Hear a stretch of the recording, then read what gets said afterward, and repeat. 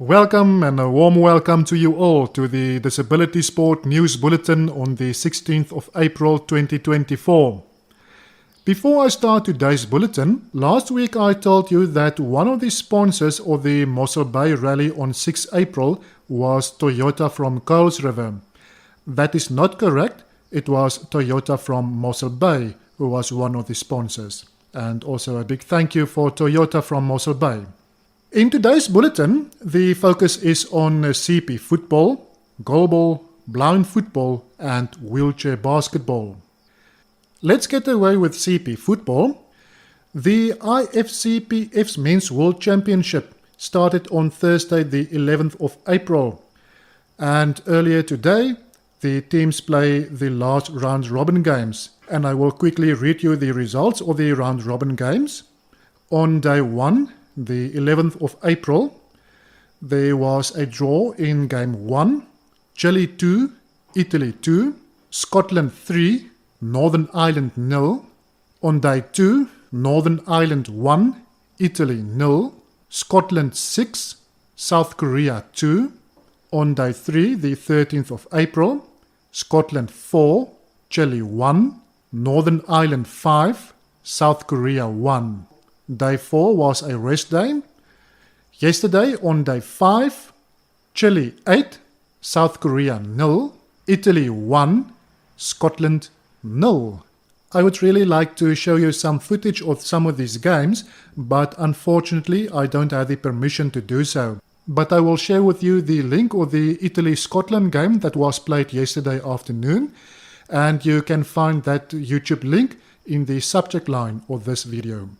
And on day 6, earlier today, the last day of the round-robin games, Northern Ireland 5, Chile 1, and the last of the round-robin games, South Korea 3, Italy 0. So that means on Thursday, Chile and Italy will play in the 3rd, 4th place playoff, and Northern Ireland and Scotland will play in the final. There is no semi-finals. Next week I will tell you who are the 2024 World Champions. Goalball. The first tournament of the 2024 IGL Interclub Goalball League took place last weekend in Worcester, South Africa. This league is for clubs in the Western Cape. For those who are not familiar with the South African structure, there are 3 levels of competition, namely club level, provincial and finally the national team. The 2024 league consists of 6 tournaments with the playoff matches as the 7th tournament. There are 6 teams participating this year. As already mentioned, this is a league for club teams consisting of amateur players. Before we look at the results, I must draw your attention to the fact that for a variety of reasons it is difficult for some clubs to train on a regular basis. As some clubs have not yet given their written permission, I cannot show video footage of all the matches at this stage. The opening match of the 2024 season was between Marties and the Hein Wagner Academy, HWA. Shortly before the tournament, 3 Marties players withdrew from the tournament, which put the team under pressure, with 2 players played out of position. Under the circumstances, the Marties team didn't play badly against the 2024 champions, but still lost with the mercy rule. HWA won 21-11 after a halftime score of 13-9. After this, Athlone School for the Blind compete with Innovation for the Blind. Athlone School for the Blind is the only junior team in this senior competition. Innovation for the Blind, IFB, struggled with their defense and Athlone won comfortably in the first half 12-2. When a team leads by 10 goals, the matches ended with the mercy rule. After a 10-minute break, Marties played against Athlone. However, all 3 Marties players played very poorly and lost in the second half with 18-8 after a halftime score of 15-8. After this, IFB took the court against HWA. Again, IFB struggled with their defense and HWA won 13-3 in the first half.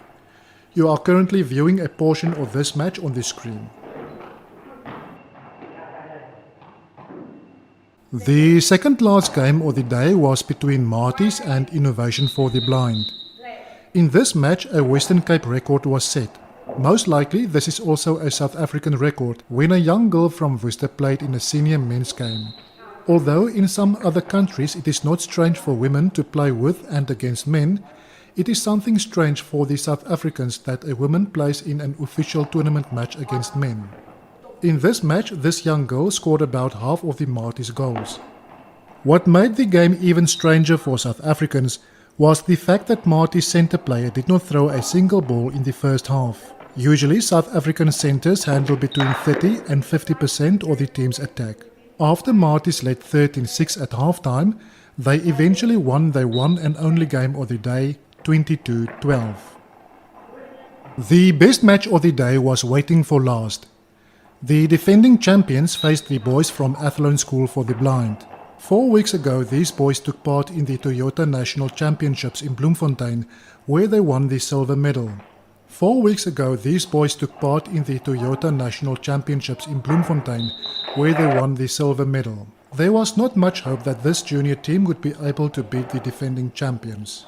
The defense of both teams was good, but as time went on, Athlone began to take control of the game.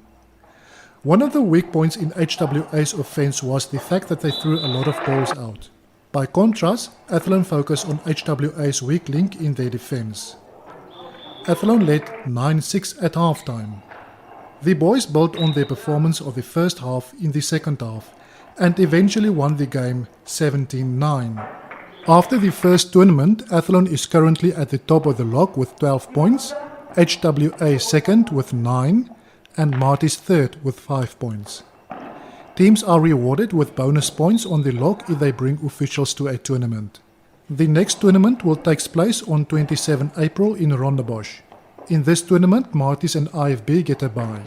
The teams that will play are Athlone, Eerste River Goalball Club, Guguletu United Goalball Club, and Hein Wagner Academy. Over to blind football.